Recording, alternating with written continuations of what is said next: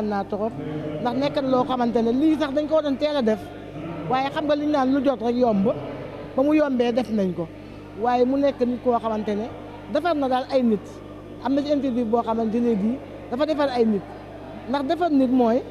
yar ay nit ci ay jikko ay principe ay fondamentaux parce que loolu mooy nit man nag ma yaroo mit naa juddoo fa màggee fa fekk fa baax fekk ma fa ndax Cheikh Tidiane Diop lu mu deful ci man gisuma ko man ba may ñëw Daaray Kocc aw ma sa fukki at ak juróom ñaari mat ndax sama 17 ans fa laa ko féetee boobu temps ñu ngi woon ñu ngi daan tourné fële non RTS bi yàggul yow lii 90 la di boobu ñu nga fële ancienne maison de la radio télévision boobu ORTS la ORTS boobu loolu la woon waaw ñu nekk foofu di def ay lu ñu war a def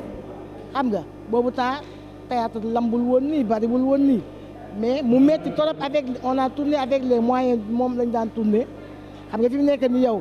sa caméra bi diisul mais caméraman yooyu ay 15 kilos la seen caméra yi daan pesé ñu daan ko jël di tourné ak ñun Cheikh Tidiane Diop la nekk nit koo xamante ni kenn amul fayam kenn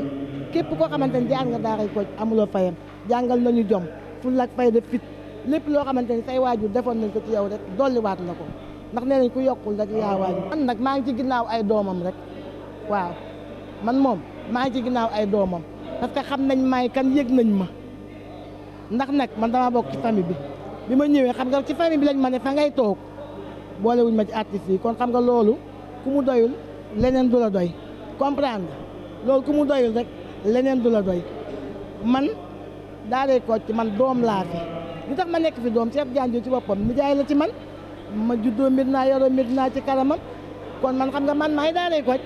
kon ku taxaw naan Daaray Kocc lii wala lële xamal ne man maa ngi sa doyen te xam nañ ko. tamit mënu ma wax ci théâtre tey loo xamante ne nit waxu ko mais li ma mën a wax daal mooy li nga xamante ne moom laa vivre comprendre te li ma vivre bokk na ci mooy li ma la wax sànq rek éducation ndax Cheikh da lay éduquer Daaray Kocc doo woon ñëw rek nii def lu la neex ñëw rek tey comme ni ñuy def léegi ñëw rek tey rek indi la nii nga joué amul woon foofu Daaray Kocc dañu daan da nga daan postuler ne yow da nga bëgg a bokk bind lettre boo bindee lettre daan lañ toog ay juróom-benni weer wax la bu fekkee jël nañ la